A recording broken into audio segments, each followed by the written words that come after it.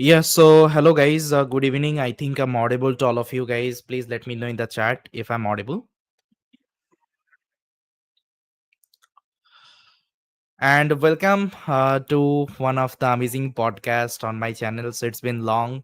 I haven't conducted any kinds of podcast because so far I'm conducting a live series on top of computer vision. I think you already know that, right? So that's why I planned for one podcast with one amazing industry expert. Okay, I'll try to introduce her, and today we'll be having some amazing conversation. I think you already know the podcast topic, right? So how AI is reshaping the data teams and how we can prepare for the next job market, right? So each and everything we'll try to talk about. And definitely if you have any questions, please try to put in the chat, and we'll try to clarify, okay, all of your questions. So I would like to invite Bhumika Shah, okay, to this amazing podcast. So hi Bhumika. Hey Hi. everyone. Hi. Yeah, hi. Thanks for joining. Actually, I was waiting for this podcast because here we are having like different kinds of audience, and they're pinging actually different questions. Like, sir, we are learning this kinds of stuff, but where we really exactly need to apply. Okay, these are the skills. So maybe you already have worked with so many company, and you already let's say build so many projects. So you are industry expert, so definitely you can give some suggestion to our audience so they can also utilize that particular suggestions, okay, in their life. So first of all, I would like to ask you like about your background. So if you can give a little bit of introduction yourself, so I think that would be amazing, first of all. Yeah. Sure. So my name is Bhumika. I'm from India, currently working in United States, in New York, around New York area. So I am currently data solution engineer, professor, author, and PhD scholar. And I have spent years creating data systems for industries that help them scale, take better business decisions, spend less, and also automate what they currently have. So that's where I specialize in. My experience mostly revolve around healthcare and insurance. So yes, I'm a person where people come to me with the problem, and I give them solutions in the form of data. Sometimes those solutions are in the form of dashboard, sometimes Excel sheet, sometimes ETL, and sometimes I need to call my boss and like, hey, I cannot solve it. So it's my life. Yeah, and apart from that, like I started. Well, my bachelor's was in core engineering. It was electrical and communication. Then I had plans to go like do my master's from United States.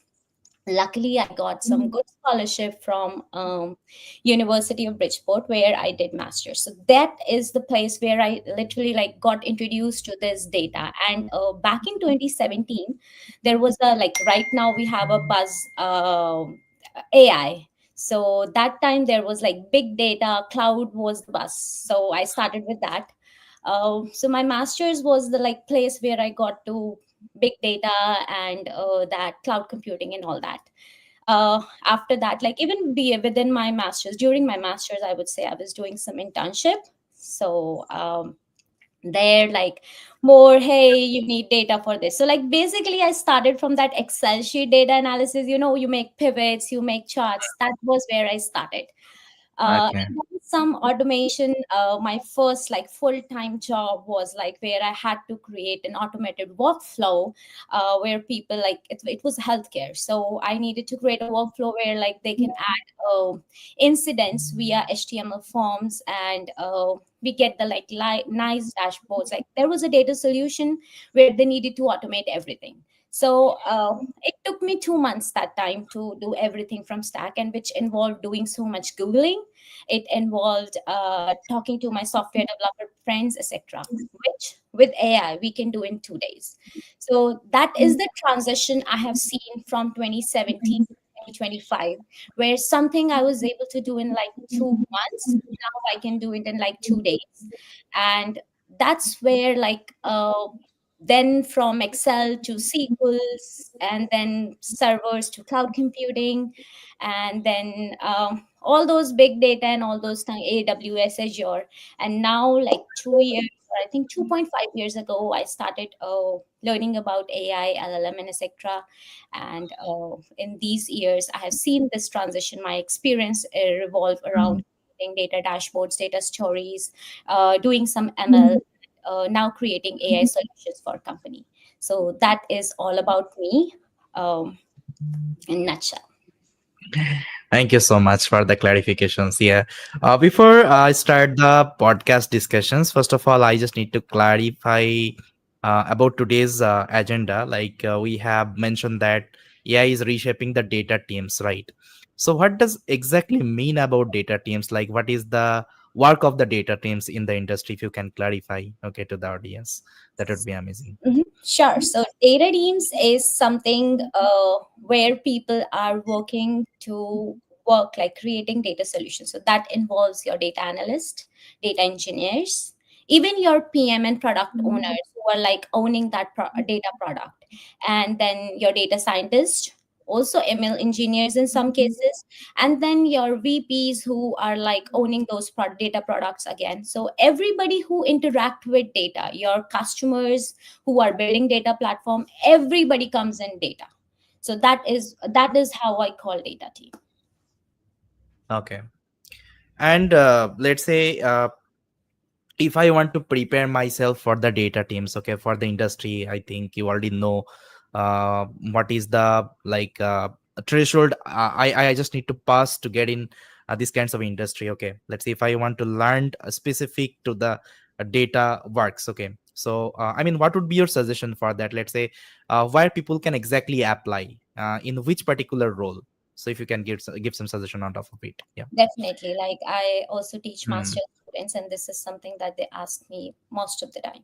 So Hmm. basically, it depends upon a person to person on what type of role they want to take. Somebody who is like enthusiastic about analysis, who thinks that okay, give me something. I will be Sherlock Holmes.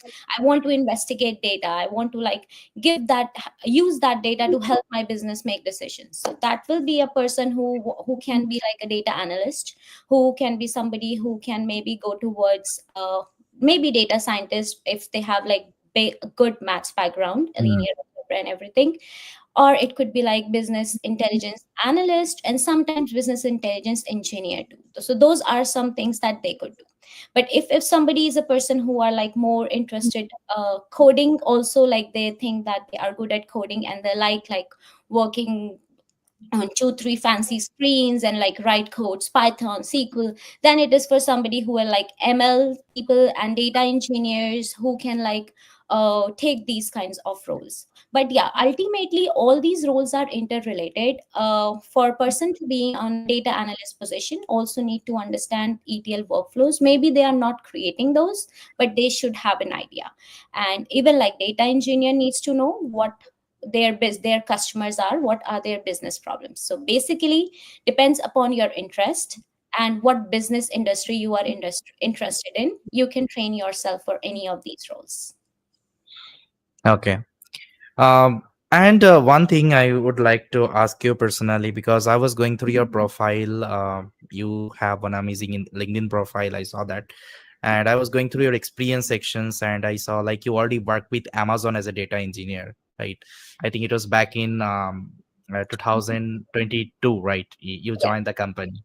So, what was your journey? Like, how did you crack the job? Like, what is the I mean, what is your like? Interview experience there, like how you got the jobs, if you can give some idea on top of that. Yes, definitely. So I like I wanted to join Amazon back in 2017 when I graduated, but I got manufacturing internship and then healthcare. I joined that in 2017. Mm. But then I had this like thing in my mind. I want to crack Meta Amazon interview, which I did of like in these years. But I just started with like I applied for a job and then I got a call. I understand, like you could see there are very online resources available where you would see that how Amazon conduct their interview. One is they will test your technical skills, and other is that they test your business skills based on their leadership principles. So those are two keys that you have to know that what they will be asking. I had SQL exams. I think there was three or four SQL technical notes that I gave, but they were like mostly around SQL, and would say that I'm like, you need to have good technical skills of obviously to crack that. So that's one. And then the leadership thing is like where I need to like prepare a little bit, because I had to like recall all the instances where I have used those leadership skills. Mm-hmm. Luckily, I have, like, before that I was working for an FQHC, which is federally qualified health center in United States, and they are usually like non-profit. So there I have like wearing so many hats. Like, though my profile was like just in data, I was also doing digital marketing for them. I was also like orchestrating multiple projects, so it, even the ML part was there. So I was wearing like multiple hats and like conducting so many things, so I had some good examples to connect with those leadership principles. So I would say there were two keys, and the third and fourth is like, of course, your confidence and your communication skills. It's if you have good technical skills, you have good command on what you have done, or you could like show them that, hey, I have done this, then it's not very difficult to crack those interviews. I've also Mm. done the same meta last year. Same thing. There was some Python involved in that one, Mm. which was also like some basic Python where they want to really test you, like where you stand with these languages. Like, these days you have AI, and like you can just get Chat GPT write the code for Yeah. you. But Yes. real game is a person who knows how to use AI, and second is like a person who can like use AI as their intern, would be somebody who can stay in this game for like, as like in 2030, I would say. Mm. That is right too. Because nowadays generative AI came, and people are broadly using that, and people are also talking about whether it will replace our job or not. Definitely it will replace the job if you're doing any low level jobs, okay, that time. And if you can utilize this other technology smartly, like as an assistant, so definitely your job would be safe, right? Yeah. Now I want to understand that, let's say, I saw one thing. Let's say I have like so many subscriber on my channel, so they usually follow my content, and they ask, sir, what kinds of projects I should prepare, okay, for my resume. I saw some Kaggle projects I picked up, and I implemented, and I added on my resume. Okay, so will this kinds of project will work, or should I need to work with any other kinds of project if I want to, let's say, crack this kinds of fang company? So what would be your suggestion, like in your previous day, what kinds of project you implemented to crack the Amazon? Because definitely project will play a major role, okay, on the resume. Yeah. I would say like I never did like Kaggle projects after Mm. my masters. During my masters, also like internship was there to support or tell the real world project that I could tell to the interviewer.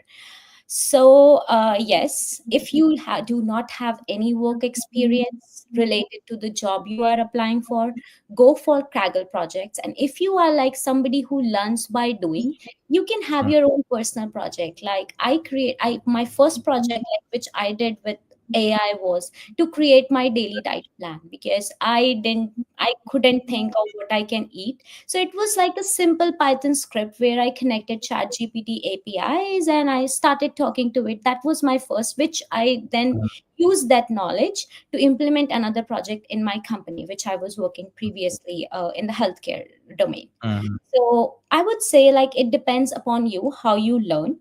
So yes, Mm. you can pick up some open source projects. That's one. Another is if you are like you don't have that retention span on like working on those Kaggle projects, then pick something that can help you in your life, or just pick some small business, your parents' business or something, and develop something for them. So those are two things. Otherwise, your industry experience, if you have that, that's well and good. That works every time. Make sure that whatever experience you have, you communicate that to the interviewer and show them that how you yourself bring value Mm. to that particular business problem or particular business. That's what you want to show. Okay, yeah, that is true, guys. Because I already given you suggestions like how you can start working on the projects. Whatever theory you are learning, it's fine, but theory will make your base, okay. But at the end, you have to utilize those theory to make something, okay, for you. and as a mentor I can only give you the informations, but if you want to be a good developer, definitely you have to build something from your end, right? Yeah. So now I want to ask you like how AI is changing the role of analytics, or let's say data engineers out there, like how it is changing day by day. Because previously we had to follow another approach, okay, if I'm talking about the analytics domain. But currently things has been changed. There generative AI tools came, right? So how developers are utilizing those tools in their development, and how companies are expecting, okay, from a developer, let's say what he just need to know, okay, to work with their company. So if you can give some light on that. Yeah. Definitely, I would say now AI is doing 60% of my work, and I'm just doing 40% of what I used to do.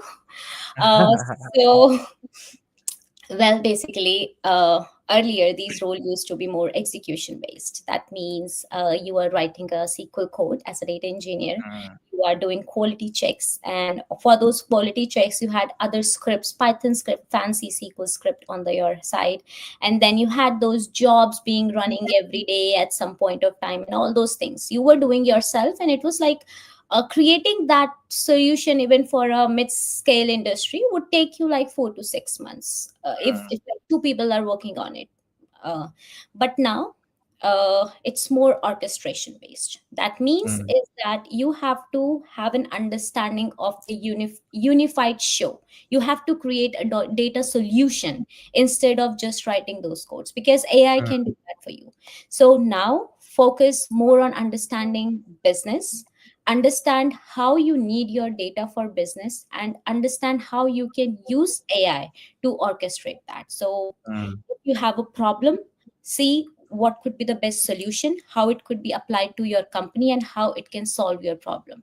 Instead of now you focusing on writing SQL script, AI will do it. Get the first draft of SQL from AI, then use it for your business. If you could give access to your metadata, well and good. You don't even have to do the first draft from there. It will write a SQL. And then you see if that is correct, if that solves your business problem, and then apply it in your use cases. So that's how this job has evolved from, I would say, 2017 to 2025. There is still room for it. Now I see AI agents like doing everything, wrapping everything. So that's where even I am focusing these days, so that I can do that. But now basically like two people jobs I can do myself. So I would say in 2030, AI will not replace you. Somebody who knows AI will replace you. So yes, don't even like don't be scared of it. Though I'm here to scare everyone. Well, just kidding again. But yes, don't be scared of it. Just learn new tools and technologies, and it is very simple. Prompt engineering is something that we can learn with. Then use use different AI tools, like even Tableau, which we used to do like back in 2017. We used to create those charts. Now Tableau has a AI, it like create whole chart for you, like dashboard for you. And then users now do not have to put in filters. They can just ask, give me quarterly Q4 report or something like that. So it's systems are now smart. Now you mm, are here to do critical thinking, understand your business, and help businesses solve those problems. Now, where your human interaction will help you. mm. Okay. That's great, and this is what actually we just really need to understand. Okay, but I would like to ask another questions like what are the skills should I need to masters? Okay, to get into this, like there are lots of skills out there. If I'm talking about for the data teams, right? But as per today's world, at first today's industry, so what are the tools or what are the skills you will be suggesting to us, like that tools actually I can master to do this particular work? Yeah. I like there are multiple tools, I would say, but Mm, I can like mm, give some examples here. So start with is we all are using ChatGPT. Okay, mm, everybody, mm, like your parents might also be now using ChatGPT to ask questions. So that's one. So where you could brush up your skills is like you could be good at prompt engineering. So for example, if you are a software developer, you need to develop something. You need to develop a big application. Instead of you writing a whole code, you can make GPT write code for you, and then you being an experienced person, you being somebody who knows your business, could edit mm, the thing that is needed. So that's one. The prompt engineering is will be very useful. Then you need to understand how these AI models work. So like you must have heard those fancy terms like LangChain, RAG, and all those things, where you would know like what my model can do for me. So if you have like a RAG infrastructure or architecture, then you know that it could retrieve some documents, your company documents for you. And then you need to like master AI toolkit. Like there are many tools for different things. Like you have tool that could create applications. You have tools that could like create ETL for you. There are tools who can like there are many tools in the market. You search, you find something, but the basic of it, that you need to know how AI works. You need to go with the prompt engineering. ML is something where we can all like think of, if you are more into a coding or want to go as an like AI engineer in future, that's there. And then apart from that, now people who used to like work in silos coding 8 hours a day would not be helpful. You need to interact more with people in the business. You need to understand the problem. So yeah, mm, those are some skills that I think would be good. And then AI agents, you learn how to use AI agents. Simple like Copilot, Microsoft has all those free tools. You can utilize them. Again, like I say, that this is how I learned. Whatever mm, new thing I want need to learn. So like right now I'm doing agentic AI. So I was like thinking to create an application yesterday who can like tell me the weather every day on my phone, like text message me. Because mm. I mean, I live in Connecticut, where the changes like every day. So it's like something like small something. You need to wish birthdays to your friends or something. You can create a small agentic AI workflow to accomplish that task. So those Mm. are some things that I do to learn new technologies and tools. Okay, amazing. And what are the things we just need to stop doing, let's say, in the terms of manual dashboarding, static pipeline, and data engineering? Definitely, that's a good question. So now stop developing like those dashboards where you are like selecting histogram, you are giving all those like details. So because now AI can do that for you. Next is stop like doing that coding from zero, like you start where you create a new notebook in Python and you like start coding. So stop spending time there. Instead of that, think about the final outcome and how you can like improvise this, that evolve it, make it much more scalable. Just think Mm, in those directions. And then stop like doing those manual data quality checks. I know like in many companies these days AI is not that being used so aggressively that you can stop doing those quality checks and you can like say, hey, I need AI tomorrow to do my quality checks and create data validation frameworks and everything. Of course that's not possible. But yeah, instead of like manually doing things or doing repetitive things every day, try to automate that. Start with like, if you are somebody who even like touched AI yet, like until today, just start using Chat GPT to help it write some codes. I know your company has a private data, you cannot expose that, I understand. But you can like, if you like write, need to have a SQL script that does aggregation job for you, just ask Chat GPT to write it, and then you can just swap your tables and columns, whatever. So those are like some things. Like now, don't do repetitive tasks, don't focus too much on manual working. Focus more on business solutions, create data solutions, talk about those solutions with your company. Those are some things where you can work, because AI is your new intern now. mm, Everybody has an intern now. definitely. Yeah. Okay. Even I saw like even in schools, students also they're utilizing these kinds of AI tool. Okay, for their day-to-day work, homework is okay. Yeah. And what are the things we should start doing in terms of data augmented workflows, ethical data design? Okay, what would be your suggestion on top of that? One is start thinking more, critical thinking. Go for that. Have something in front of you which make you go in that direction. That's one. Understand the business. So if you are working for healthcare, for example, understand how your healthcare system work. Talk to people who are in those systems and see what are some current challenges they are having from the current dashboard, or maybe there is a workflow which they are having and they are having issues with. That's there you can help. And Mm, then while when you are like saying that creating a ETL pipeline, for example, of course you will be doing some write SQL writing, manual writing, etc.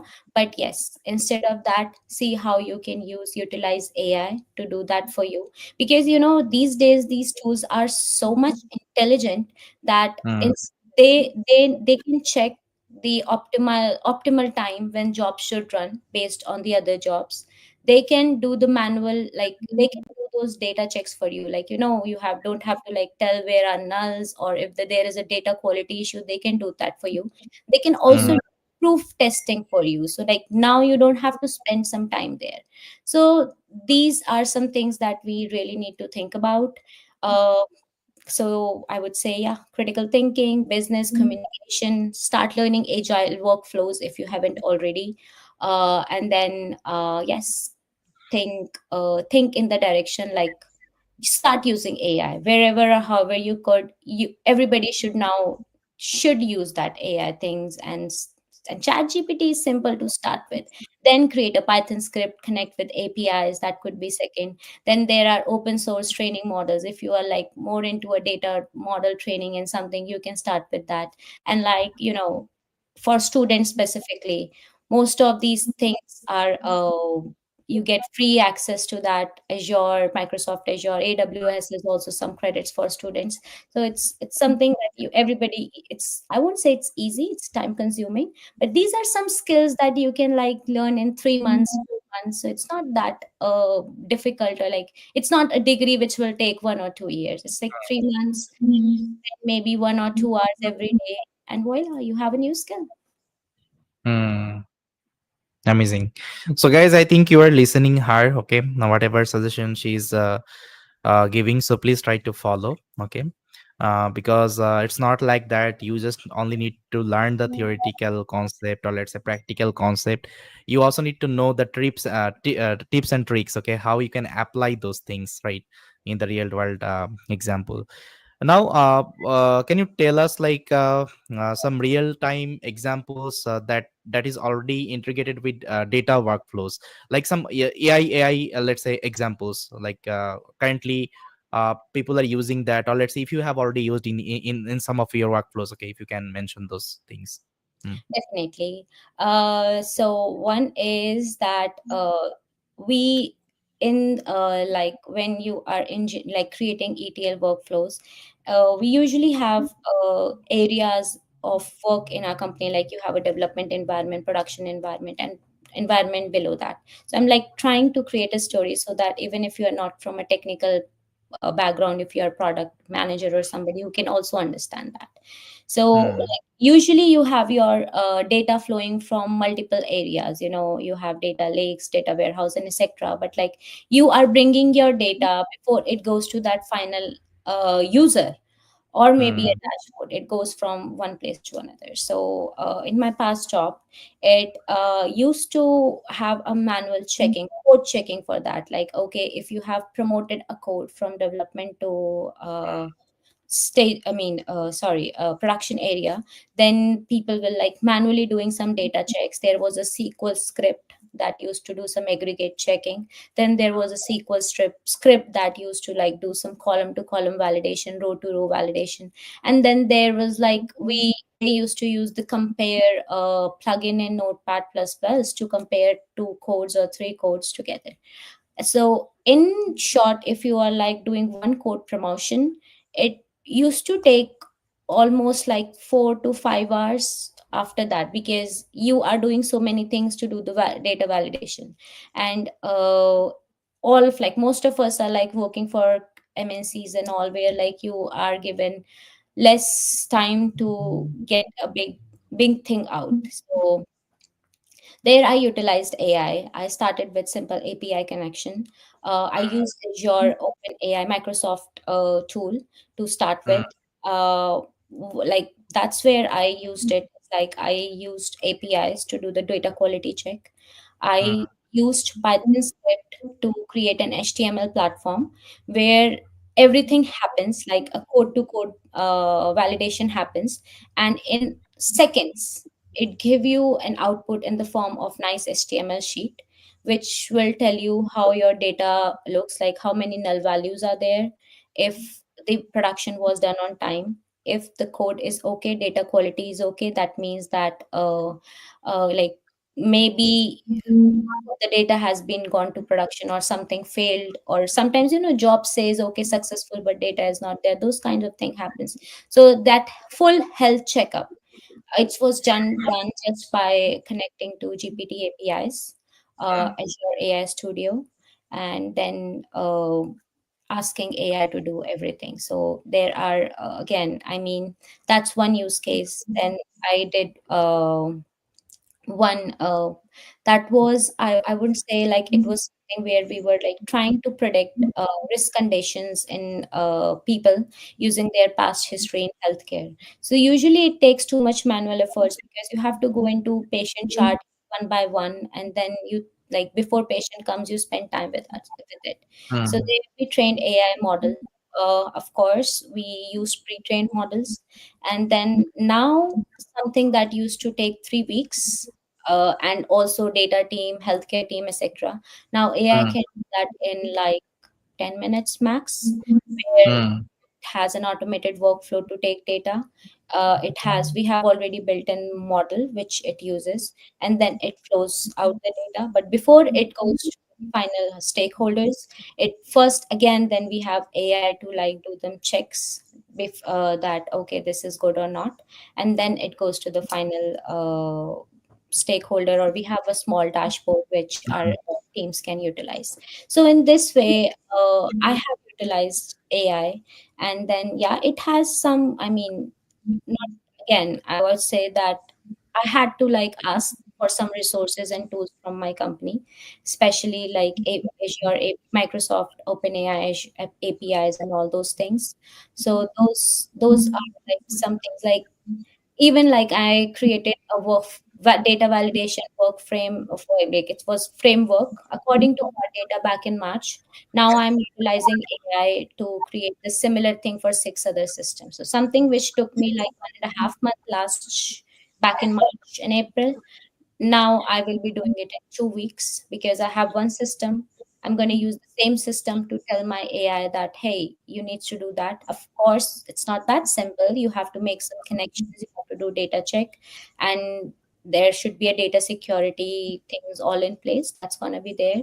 But other than that, like it's gonna be done. Same thing 6 times will be done in 2 weeks instead of 1 month. So those are some places where I'm trying to inculcate AI like in multiple domains. mm. Okay, that's great. That's great. Like we already got to know some real-time examples. Okay, that is already integrated with data workflows. And what would be your suggestion for current like data engineers, how they can future-proof their career? Okay, let's say future also there would be lots of technology. There would be lots of tools. It will automate most of the work. So, as a current developer, what would be our, let's say, technical or let's say soft skills that we can follow always to future proof our data career? Yeah. Sure. So I'll start with technical skills, prompt engineering, Python, some SQL, intermediate level Python and SQL. Those would be some things. Then, if you could master some dashboarding skills, Tableau, Power BI, then again, I'm saying intermediate knowledge. And honestly, if you are already in this area, you must have that knowledge already. Hmm. And then come to soft skills, of course, communication skills, storytelling skills. That's a must. People often ignore that, or like they talk about it but do not have in their daily day-to-day business projects. Storytelling skills, agile workflows, that is something also needs to be done. You need to understand how much time you will be giving to specific project, so that you can track what is being done, and you can that that not only, like, if I think as a data engineer, you will say that okay, it is just tracking my day, that I finished something in 6 days or 3 days. No, it's not that. It is tracking that how much time company will take to do projects like that. So have some knowledge about the agile workflows. That's those are some communication skills. So work on your soft skills. And then yeah, technical is like, I'll repeat it again if I miss something. Technical is your prompt engineering, some coding, SQL, Python, and then some dashboarding skills. If you are a data scientist, of course you need to understand algebra, mathematical tools. I mean, you're a ML engineer, so you know better about it. And then yeah, you should have some knowledge about stats too. And yeah, in the soft skills, communication, that's key. Storytelling, that's 100%, that will help you. And then yeah, those are two things. And agile is something that I have seen now most of the companies being utilizing. And to understand that how you can utilize to increase your efficiency is something that great. And then yeah, documentation, that is still something being ignored, but that's one. And yeah, use AI to again to write the documents and everything. But yeah, you now just don't think like you will code something and create. Now think like how you, as you will give a data solution. Think Mm. what platforms you will be using. Think what type of data you will be using. And think as a your customer how that data will help you solve those problems. So now data engineer will not be just data engineer, they will be data engineer, data architecture, or more, maybe I would say that creating whole full data solution system. That would be the next level for data engineer. Okay. Hmm. Yeah, that is true because currently it's not like that. Whatever skill you know, you can utilize the same skills after 2 years, right? And Yeah. definitely we have mentions like how we can prepare for the jobs in 2020, 2030, right? And definitely by 2030 there would be lots of changes in the domain. Okay, if I'm talking about, so definitely we have to keep upgrading our skills. We don't need to rely on one specific skills. We already know that. Yeah. So yeah, I think we have already clarified most of the like questions we should know actually if I'm starting my career with data engineers, right? Now, last, anything you want to put for our audience, like any motivational things or your personal suggestions? Okay, if you can give something, that would be amazing. Yes, I would say don't get scared away from new technologies. Use them as at your advantage. They are like, think how you can reduce your work by using that. So Mm, since AI can do 60% of a work, maybe you can take longer vacation if your company permits, of course. And then think AI as your mentor in your basement. Whenever you have an issue or something, you can go to that mentor and ask them. It's not only for working professional, it is also for students, because I teach too, and I tell my students, do not hesitate to use AI in your assignments. Of course, don't ask AI to write an assignment for you, but if you have like questions or you need to do some brainstorming, use AI for that. And same for professionals, like you have a problem at hand. Now use AI to like do the brainstorming. Think 5 6 approaches that how you can solve it. mm, Use AI to understand the pros and cons of it, and then use your critical thinking to implement the best of everything that you get.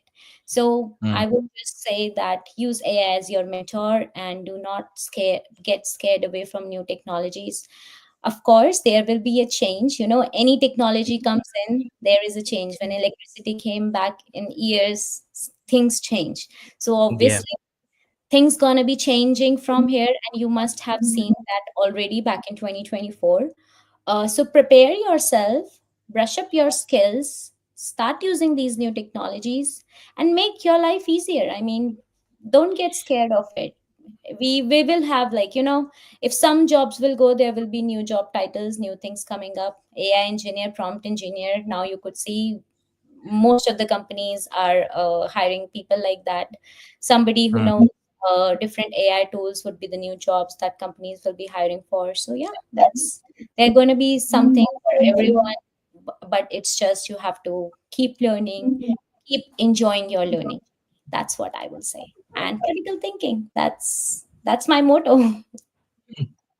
Yeah, thank you so much, Bhumika, for your amazing suggestions. Yeah, so I think, guys, we have learned a lot from Bhumika. Even definitely, I will keep in touch with her. Okay, for future collaborations. Okay. If you want to connect her, definitely you can connect her. I will share her LinkedIn profile in the description. You can connect her. You can get some feedback. If you need any guidance, definitely you can connect her. Okay, anytime. Yeah, so guys, I think we're done with the discussions, and definitely in future also we'll be coming up with these kinds of conversation a lot. And if you have any question, feel free to ask in the comment sections. So I think some of the questions I already clarified. Okay. So Atul is asking, are you going to finish the computer vision playlist? So definitely, Atul, I'm going to complete the playlist. Okay, the playlist I started. And Greeky programmer is asking, who is she? So she has already introduced herself. Okay, you can start watching the podcast. Okay, from scratch, so you'll able to understand. Okay, about her. Yeah. So yeah, I think we are done with the podcast. Thank you, Bhumika, for joining. Okay, and giving your time. Definitely, I will keep in touch with you for the future collaborations. So yeah, please try to keep touch with me also. Yeah. Definitely. And thank you, Bappy. You are doing great things. I Uh, would say that you have amazing profile, you have amazing knowledge. I also follow some of your content. So good Thank you so work. much. Keep doing it. We all are waiting for your new content. So thank you for sharing. Yeah, so it was very nice today to talk with you, and thank you for this opportunity. And I look forward to it in future. Thank you so much. Yeah, so guys, bye everyone. Always remember, consistency is the key. If you are consistent enough, definitely will be able to achieve any kinds of success. With that, thank you so much, guys, and I will see you next time. Bye, guys. Bye bye.